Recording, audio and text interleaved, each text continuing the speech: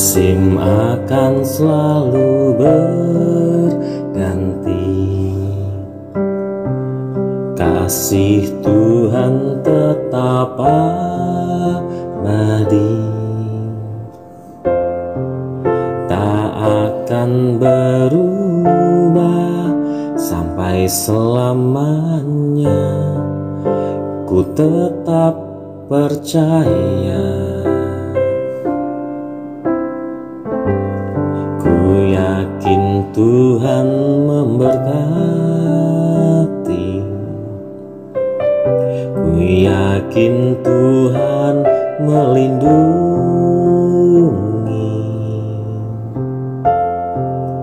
Burung di udara Tuhan pelihara, karena kasih-Nya.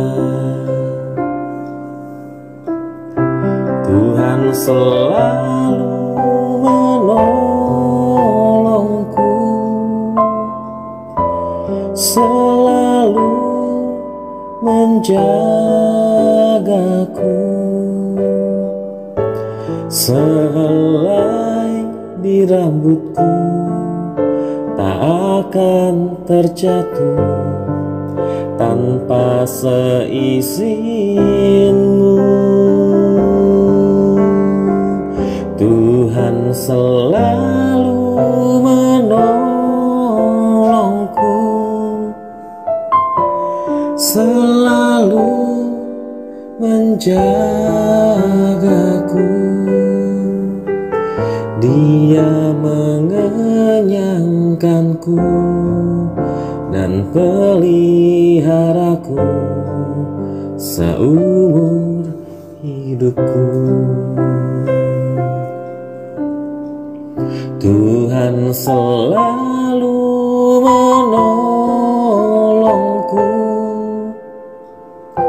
selalu menjagaku.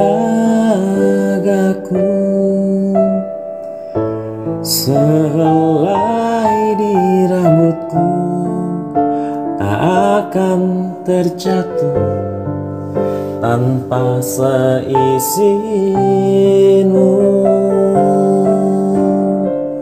Tuhan selalu menolongku, selalu menjagaku. Dia mengenyangkanku dan peliharaku seumur hidupku.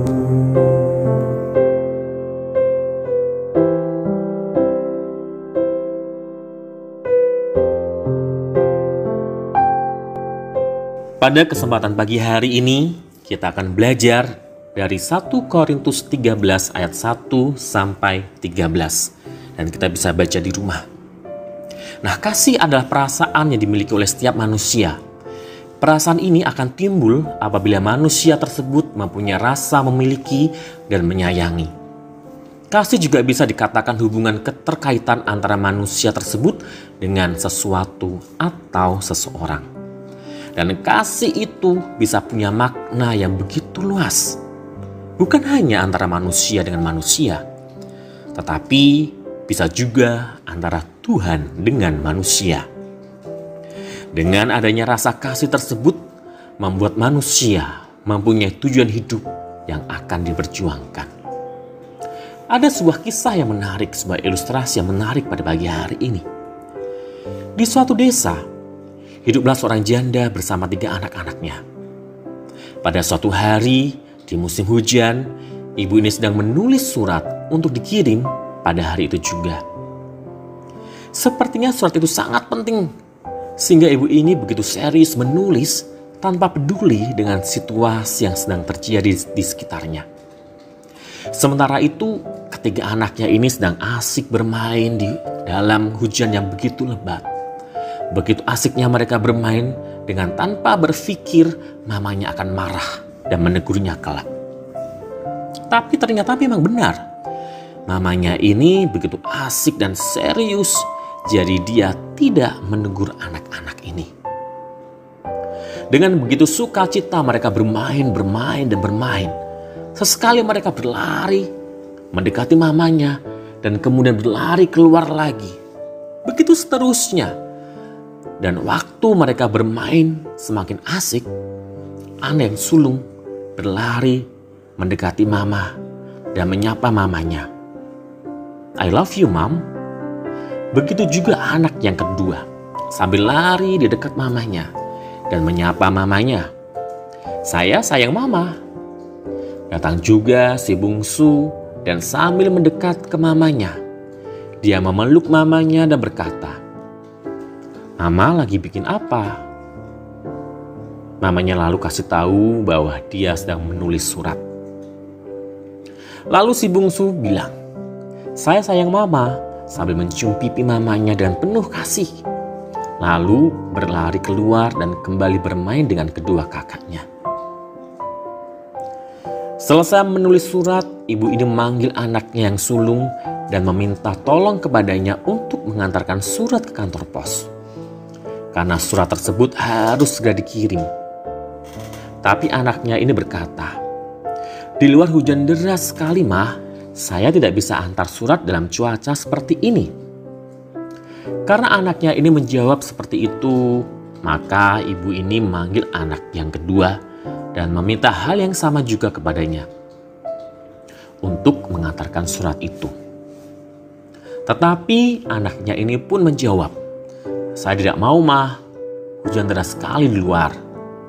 Akhirnya anak yang bungsu ini datang dan bilang, "Biar saya saja yang antar, Mah." Tapi mamanya bilang, "Di luar sana hujan deras sekali, Nak.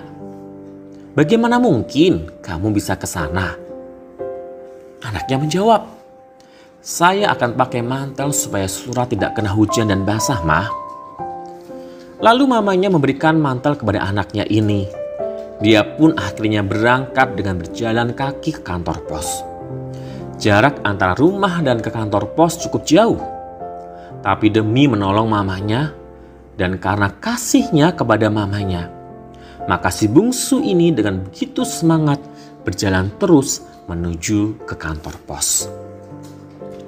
Nah, anak-anak sekalian, dari kisah ini, siapa di antara ketiga anak ini yang benar-benar mengasihi mamanya? Sudah tentu si bungsulah yang mengasihi mamanya. Kenapa? Karena dia bukan menunjukkan kasihnya lewat kata-kata saja, tetapi lewat sikap dan perbuatannya.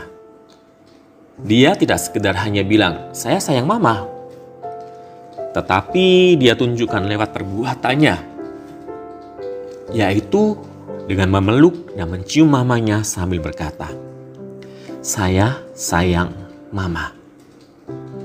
Kemudian juga dengan bersedia mengantarkan surat walaupun di luar sana hujan cukup deras. Nah, kasih bukan sekedar mengasihi kalau kita sedang baik-baik saja dengan orang lain. Dan kasih yang dimaksud oleh Paulus adalah kasih yang walaupun di luar sana sedang hujan deras, tetapi si bungsu masih bisa pergi tanpa sungut-sungut sedikit pun. Kasih itu sebenarnya dimunculkan dari surga oleh Bapa di surga. Karena kasihnya, dia rela mengutus anaknya ke dunia ini, rela mati untuk menghapus segala dosa kita. Anak-anak sekalian, mari kita belajar bersama-sama, Sir Argo juga belajar bersama-sama dalam surat Korintus yang ditulis oleh Rasul Paulus. Di sana dikatakan, sekalipun kita bisa bicara dalam beberapa bahasa di dunia ini atau bahasa malaikat, tetapi kalau tidak ada kasih dalam hidup kita, maka kita sama dengan tong kosong yang nyaring bunyinya. Sekalipun kita punya kemampuan khusus untuk bernubuat, tahu segala macam rahasia, punya pengetahuan dengan tingkat dunia, dan punya iman yang begitu sempurna, tetapi kalau tidak ada kasih di dalam hidup kita, maka kita sama sekali tidak berguna. Nah, kita juga belajar lagi anak-anak. Sekalipun kita punya segala sesuatu untuk dibagi-bagi kepada orang lain, bahkan sampai menyerahkan tubuh kita untuk dibakar. Tapi kalau kita tidak ada kasih dalam hidup kita, maka sedikit pun tidak ada faedahnya. Nah, makna kasih yang sesungguhnya itu bagaimana kita memberi yang terbaik kepada orang lain. Kasih adalah suatu perasaan, tetapi kasih ini beda dengan cinta. Kasih lebih bersifat rasa peduli yang besar dalam hidup seseorang kepada orang lain tanpa meminta balasan atau imbalan atas apa yang sudah dilakukan untuk orang-orang yang kita kasihi. Jadi sekalipun kita punya segala sesuatu dan dapat melakukan segala sesuatu yang dapat diterima oleh siapapun, tapi kalau kita tidak punya kasih, maka tidak ada artinya sama sekali. Apa artinya kita mengasihi orang yang mengasihi kita? Di luar sana, orang yang tidak mengenal Tuhan pun juga melakukan hal yang sama. Nah, pada waktu kita sukses misalnya, kita nggak merasa bangga lalu sombong kepada diri sendiri. Tapi biarlah hati kita penuh dengan kerendahan hati, karena kasih itu tidak sombong. Atau pada waktu kita hidup dalam segala kemegahan dunia ini, tapi kalau kita tidak memiliki kasih, maka tidak ada warna yang kita berikan kepada dunia di sekitar kita. Dan seharusnya kasih dari surga yang kita miliki. Nah, ada 3 hal atau 3 unsur penting dari kasih yang perlu kita miliki. Yang pertama, kasih menuntut adanya pengorbanan. Berikutnya, kasih menuntut adanya ketaatan.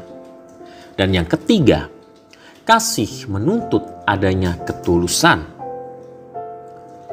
Ketiga unsur ini harus menjadi warna tersendiri dalam hidup ini. Pada waktu kita mengambil keputusan untuk merespon firman Tuhan, maka Tuhan hadir dan melakukan bagiannya. Ketiga unsur ini juga menunjukkan makna ilustrasi di atas. Anak-anak sekalian, mari kita belajar tentang kasih. Kasih yang sejati seperti Tuhan, seperti Yesus sudah memberikan contohnya di dalam hidup kita masing-masing.